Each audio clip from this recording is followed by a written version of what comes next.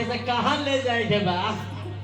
कहता नहीं कि धोती मुहानी पछोरो तानी हां यहाँ के कहां ले जाता नहीं हां तो वो कहीं ना कि कहां हम ले जाके ठेका दी अच्छा रौरे कौन हां हां वहां का कोहे में लाग गई माता बहनी लोग से नहीं हो रहा भाई भगवान के विवाह के कथा हो हां सती मैया आधा अधूरा कथा सुन रहली सती मैया यही छपरा जिला के धरती पर तो अपना बाबूजी के यहाँ जाके हवन कुंड में कूद के जान दे दिहली भगवान के आधा अधूरा कथा कबो सुन के नहीं जाए के भगवान के पूरा कथा सुन के जाई जाला ना तो ओकरा बचाई लोग रउआ से पूछ ले हां बेआजी बतेबे कोई नहीं हो हां कहे के बकल से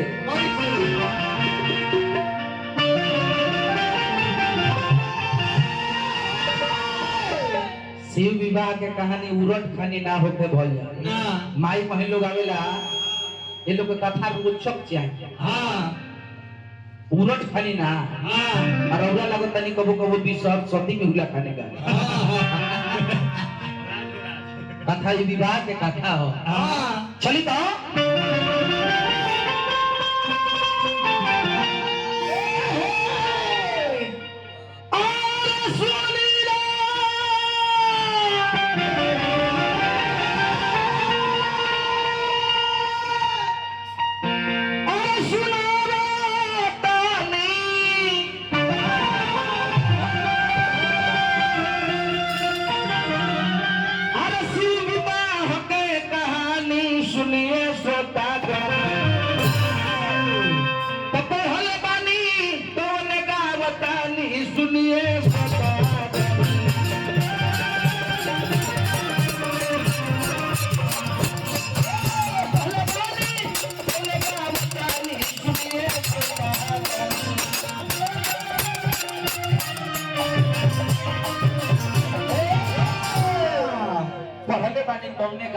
सुनिए सुनता क्या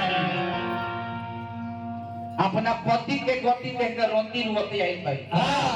देवाधिदेव महादेव पहले बड़े कथा जब गाना खत्म हो जाते जब पट दिया पड़ हां तो बैठावे खातिर केहू के बुलावे के नहीं पड़ी आगे बिछौना लियावे के पड़ी हां चंदन के लेने बुलावे के पड़ी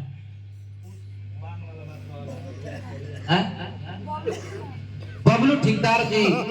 दौर से हजार हजार पुरस्कार मिलल बा बार बार हार्दिक हार्दिक अभिनंदन बा भगवान से प्रार्थना करो कि राजा बन के राज करे यहाँ के कहनी हो कि कामदेव गिरी के लगे 5 गो बाण होला जेमे से 4 गो बाण के नाम बतौनी हो तो कौन कौन बाण मारन स्तंभन जृंभन शोषण उमादन उमादन मन मंथ पछवा बाण के नाम हो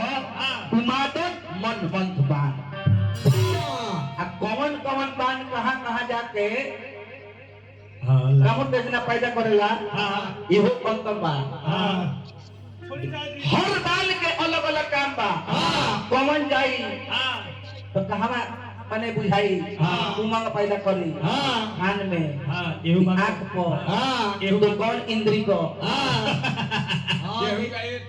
एहू बात पर गौर करे के बा कहीं हेले पर लागत ए बबुआ भगवान देवाधिदेव महादेव कहले कि हे रति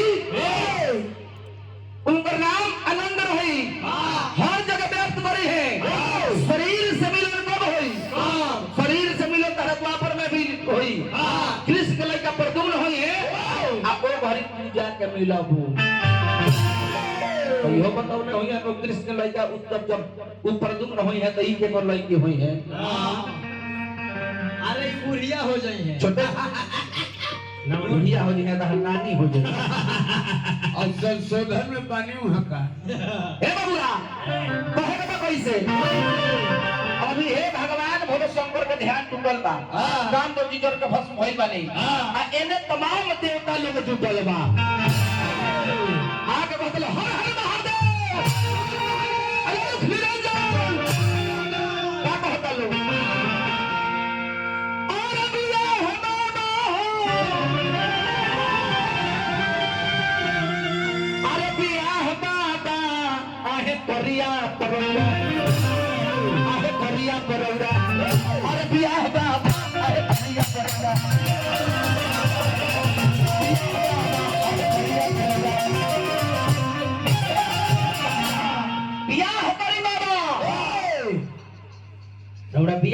के बा ई सारा देवता लोग ही खाती आई बा बियाह के बाद जब भोला बाबा सुने तो कहली का बियाह एक तो बौरा दूसरे तोरा आ कौन लड़की को रे बुढ़ावा से बियाह सारा देवता लोग कहल के हे सरकार रउआ सब जानता नहीं बहुत लोग कैसे त हे भोले खाली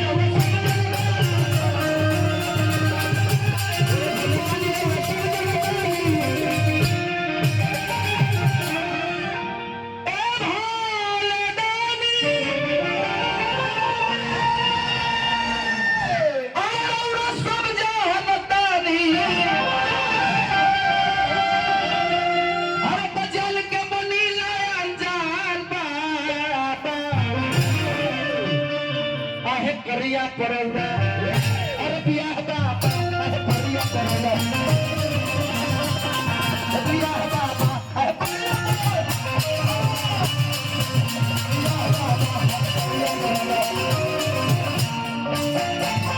भगवान भोले शंकर कहनी के बियाह करो हां बाकी कौन बियाह हमारे करे के बाबा के करे से और लड़की देखले बानी सबे हां देवाधिदेव महादेव के बात सुन के देवता लोग कहता कि ना सरकार तब बहुत लड़की तो लोग खाती पागल किया बियाह करे खाती अपन बाबूजी के घर छोड़ के जंगल में रह दिया पानी छोड़ के हवा पी के रह दिया भोजन छोड़ के बेलपत्र चबा के रह दिया गुडू है के जगह भोजन छोड़ के बेलपत्र चबा कर रह दिया रउआ कहता नहीं कि के करी बिया और रउआ तैयार होखी लड़की तो रेडी बिया बाकी देवाधिदेव महादेव कहनी देवाधिदेव महादेव कहली कि जा लो जाके पहले उनकर परीक्षा ला लो जितना शिकायत कोई पार लागे जाकर शिकायत कर लो सब ऋषि लोग जाकर शिकायत करे ए घड़ी बियाह में के कटा भैया ना बियाह कटवा ओहु भरी न रहेगा अब देवाधिदेव महादेव के विवाह काटे काटे सब ऋषि लोग चलता कैसे बढ़िया भिखारी ठाकुर जी का भाव लगता अरे पया नामा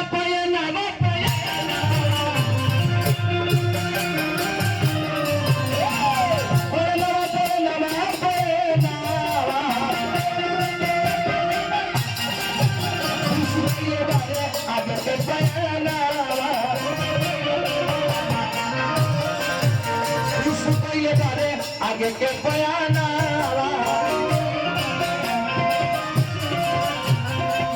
कहता रे सोचत मारे अपना मन कैसे होई दरसो सोचत मारे अपना मन कैसे होई दरसो मन सन चले ताके पहले गाना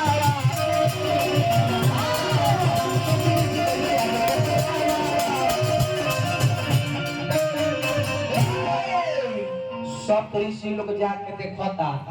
पार्वती जी के तो कैसन बुझाता वो सभी बाबा लिखले बने तब बुआ कृषि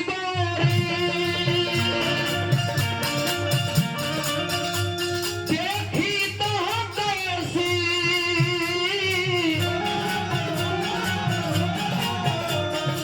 मूर्ति मन तक से आके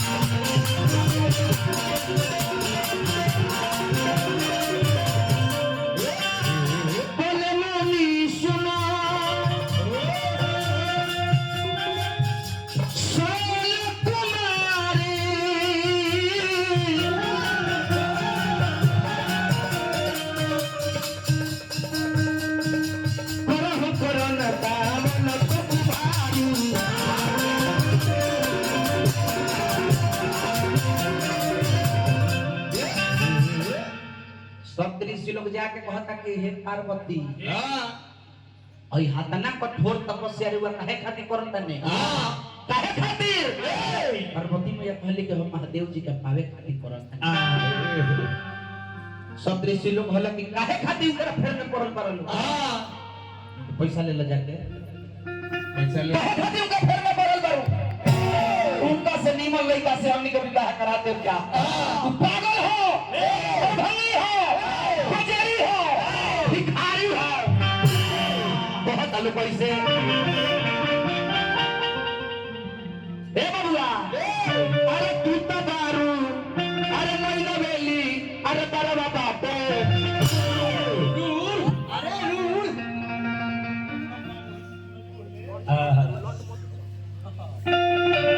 तपस्या ना मारी देना तपस्या कर करी केगा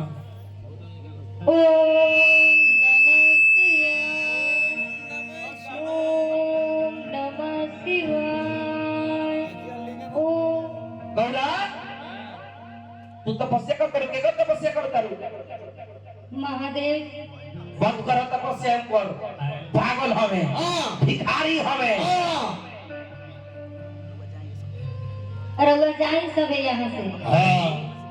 हम उनकरे से बिया उनका से बियाह मत करो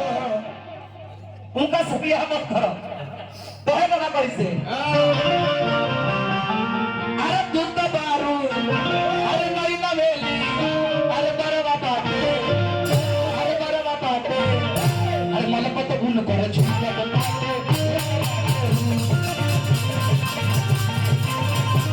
अरे मला पता गुण करे छुपा बाटे ये तो बाटे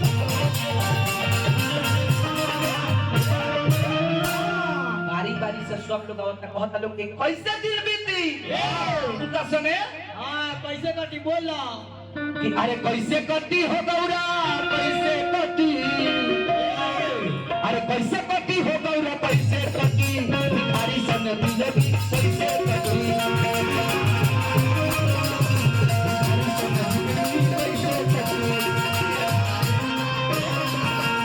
कैसे कटी हो गौरा कैसे कटी कैसे कटी हो गौरा कैसे कटी और भविष्य न जिंदगी कैसे कटी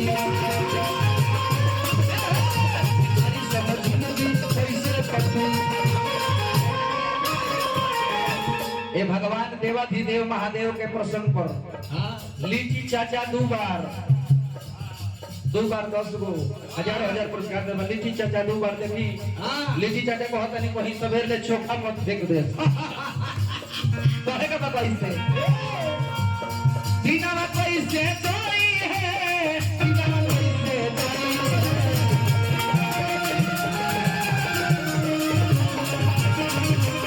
दिलावा कैसे जोई है दिलावा कैसे जोई है ये देवाधिदेव महादेव के बंदरा है प्रसंग पर कथा पर धर्मेंद्र सिंह जी पुरस्कार दिल बनी बन रही बार बार हार्दिक हार्दिक अभिनंदन था अरे बर मिलले बौरा हवाए बौरा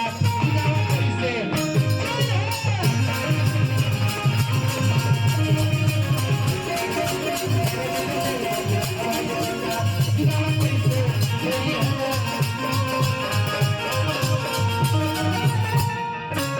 भगवती जी बोले कि जालो देव ऋषि नारद के बानी अपना मन में धइले बानी जे जे उनकर निंदा करी से सिया परस्ता सारा सब ऋषि लोग आके भलक के लोग हे महादेव उ लड़की मानी ना गोबर से बियाह करबे करे और महादेव जी जाके भी दर्शन देले बानी परीक्षा भी लेले बानी आ कहनी कि अब देरी का अब जाए अपने बाबूजी के घरे जाके कहो कि तिलक हमरा घरे भेजो चलो ठंडे ठंडे चली जा जा जा जा भावना प्रसाद जी पुरस्कार दिले बन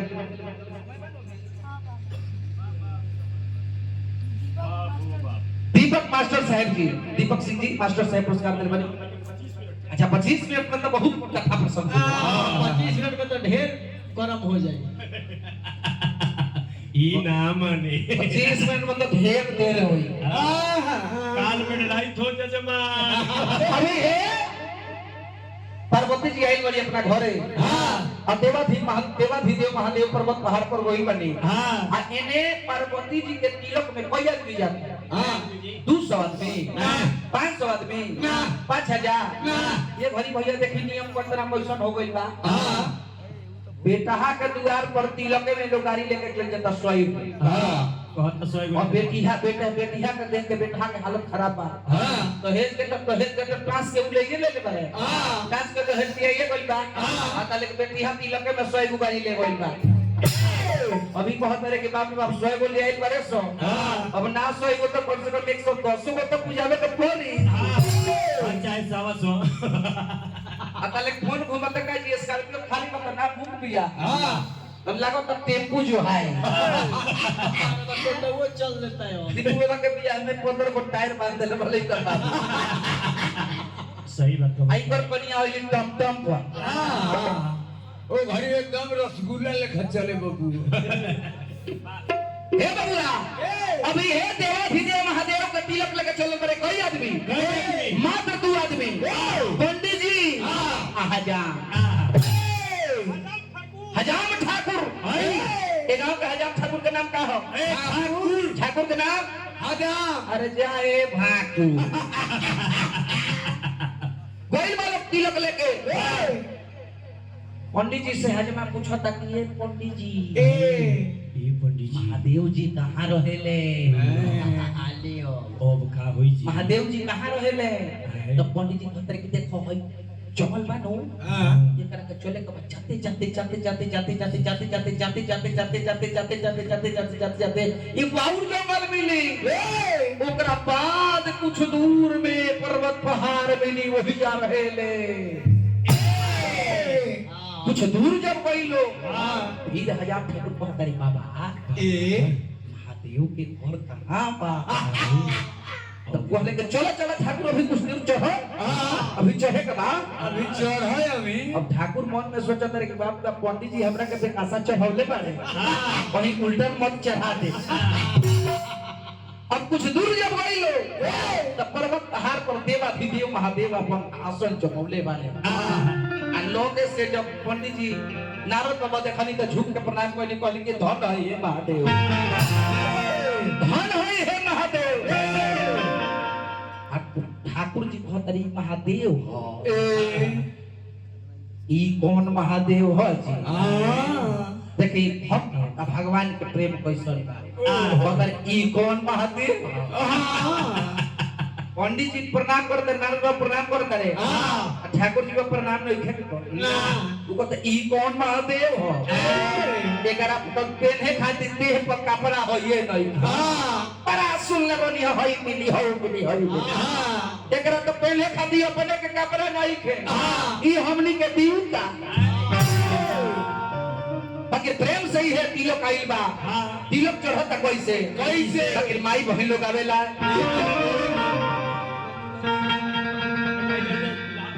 देवाधिदेव महादेव के तिलक चढ़ रहे